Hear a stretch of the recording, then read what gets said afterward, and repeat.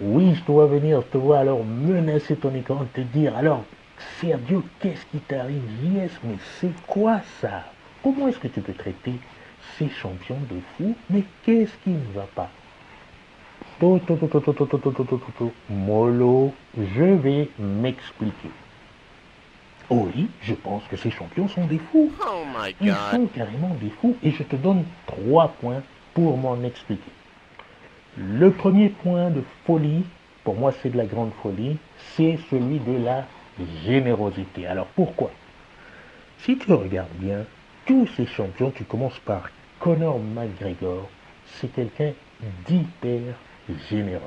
C'est quelqu'un, je ne te raconte pas l'histoire de Conor McGregor, je veux dire que à lui tout seul, il a emmené le MMA au statut dans lequel tu trouves le MMA aujourd'hui.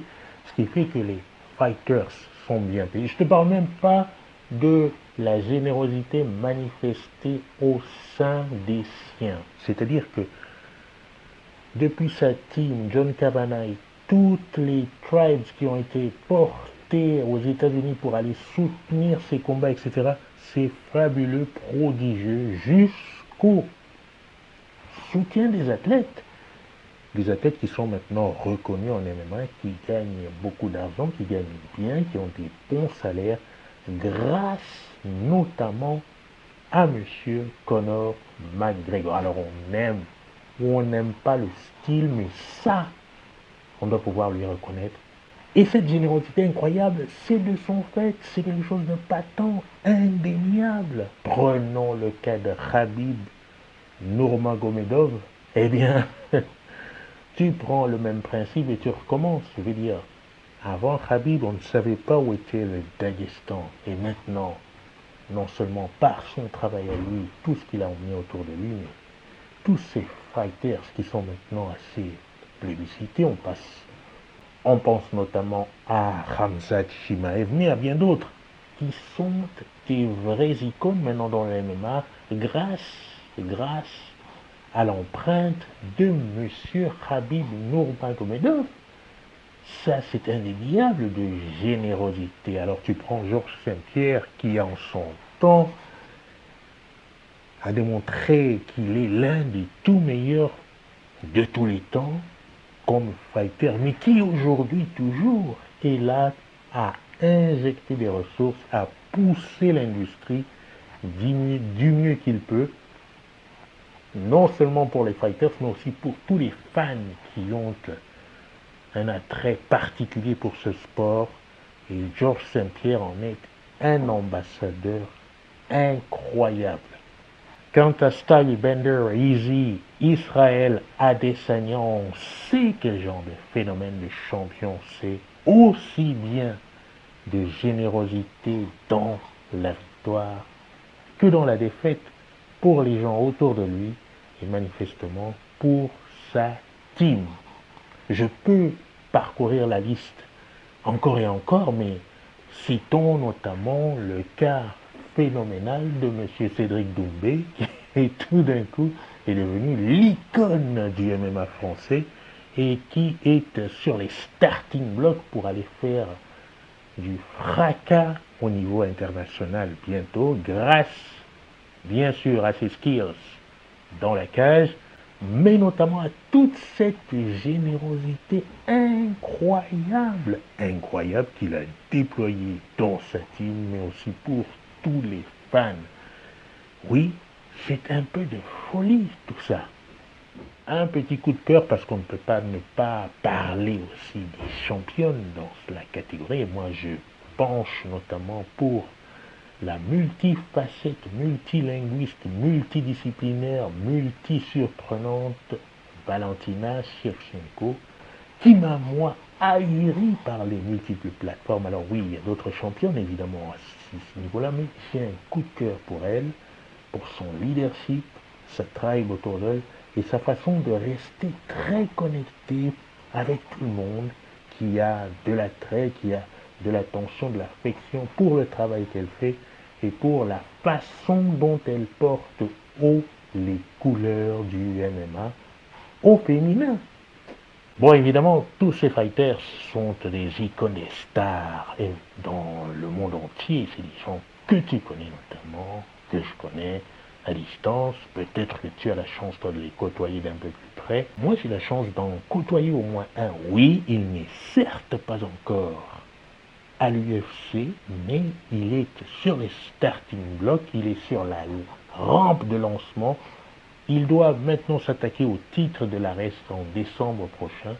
Et lui aussi, rien qu'à son contact, rien qu'à son regard, rien qu'à son sourire, à son ouverture d'esprit, je vois quelqu'un d'hyper généreux, non seulement dans la salle, mais y compris envers moi. Donc, tu vois, c'est un trait qui transcende du plus haut, jusqu'au futur champion.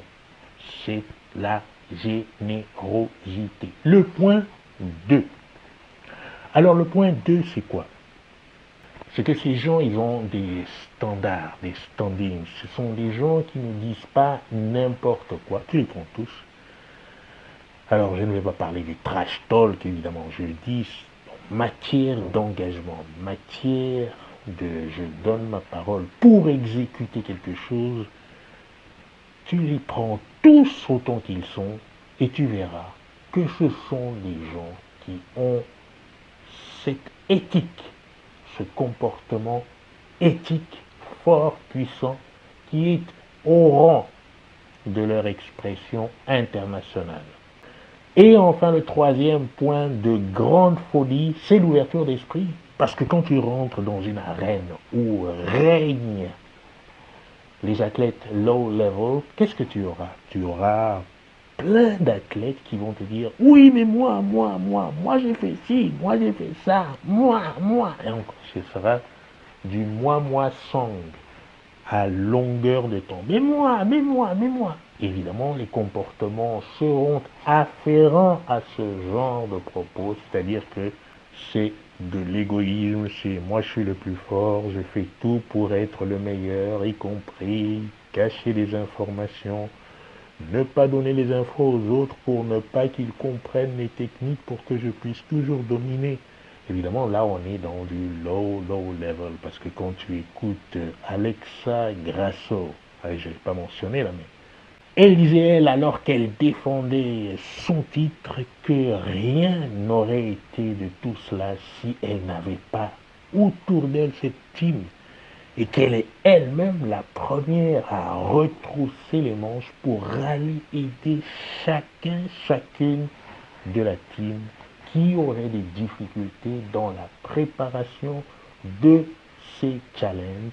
Elle ferait en sorte elle-même de venir renforcer une technique, donner du sparring, donner du temps pour augmenter la performance de ses training partners. Alors tu vois, cette ouverture d'esprit qui nous fait voir Israël Adesanya s'entraîner avec Craig Jones, qui nous fait voir Conor McGregor faire venir Ido Portal, spécialiste du mouvement, dans ses préparations.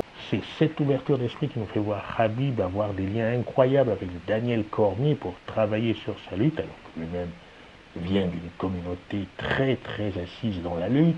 C'est cette ouverture d'esprit qui nous fait voir Cédric Doumbé complètement inattendu en tant que showman. C'est cette ouverture d'esprit qui fait dire ses propos par Virgil Hogan qui me dit, tu sais, Sergio, moi, je suis toujours en situation d'apprendre, j'apprends de tout le monde, j'apprends. Et oui, voilà, la folie, elle est là, parce que quand tu regardes dans ce qui se fait en général dans un niveau où il n'y a pas de champion, dans un niveau où les gens sont normaux, il n'y aura pas assez de générosité, il n'y aura pas assez d'éthique, de standing, de standards, et il n'y aura pas autant d'ouverture d'esprit. Mais voilà, ils sont fous ces gens. Ils sont fous ces champions, mais c'est de la bonne folie. C'est de la folie des champions. Moi je te dis à la prochaine vidéo.